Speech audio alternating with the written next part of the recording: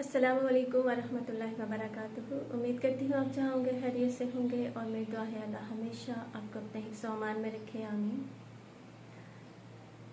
ख़वातीन व हज़रात, मुहर्रमुल हराम का महीना शुरू हो चुका है और इस महीने में एक ऐसा वाक़या पेश आया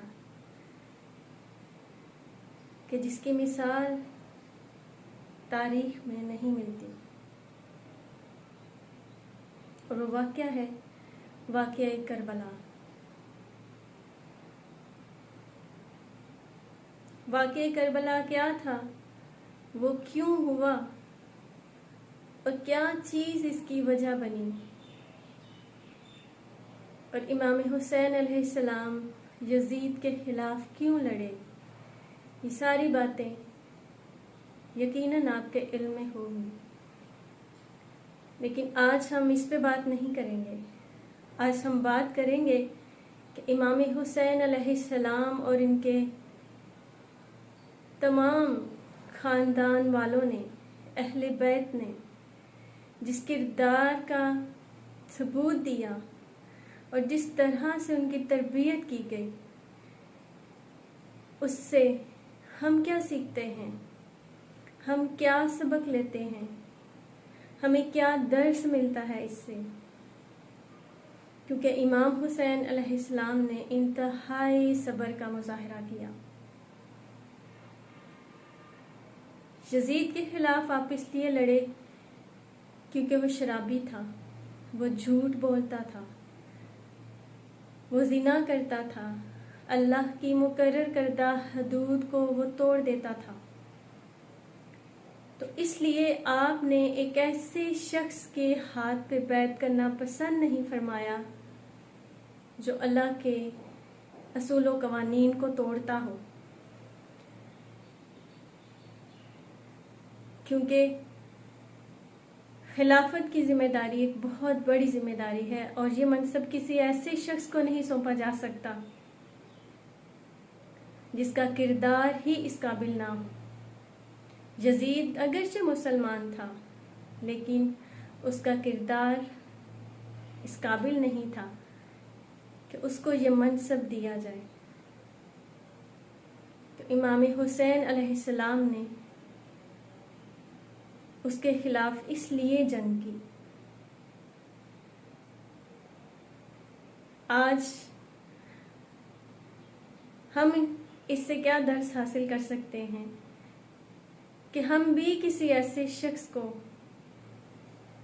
जो किसी ओहदे पे फाइज होने जा रहा हो, तो उसमें देखें कि आया वो इस्लाम के असूलों के मुताबिक ज़िंदगी गुजारता है, उसका किरदार क्या है, उसकी तरबियत कैसी है, क्या वो उस मनसब का, क्या वो उस ओहदे का भरम रख सकता है या नहीं।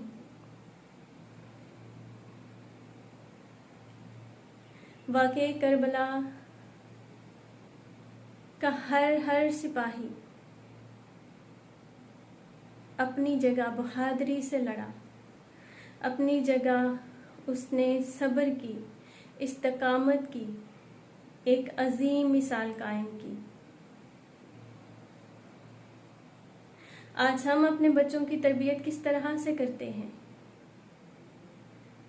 जबकि करबला में शहीद होने वाले अली असगर, अली अकबर, इन सब की तरबियत हमारे सामने है। हम अपने बच्चों को ज़रा सी चोट लगती है तो हमारी जान निकल जाती है।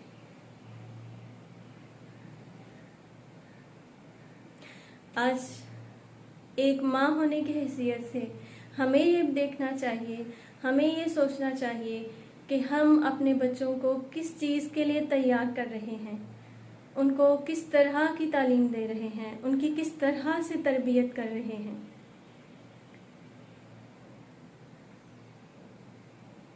औरतों के लिए इसमें सबक है, मर्दों के लिए इसमें सबक है। जिस जवान मर्दी से और जिस सब्र का मुजाहरा इमाम हुसैन अलैहिस्सलाम ने किया, वो सब्र, वो इस्तकामत,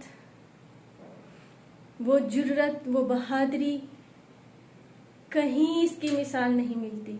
और यही हमारे लिए एक सबक है, औरतों के लिए सबक है। जिस तरह बीबियों ने शर्म और हया को नहीं छोड़ा, जिस तरह उन्होंने अपने पर्दे को नहीं छोड़ा, आज हम किस मुकाम पे हैं कि हम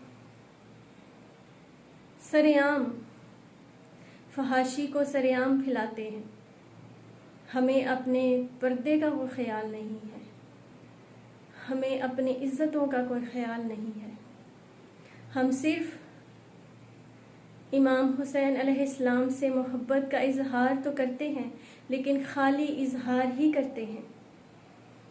हमारे अमल में, हमारे किरदार में वो बात ही नहीं है।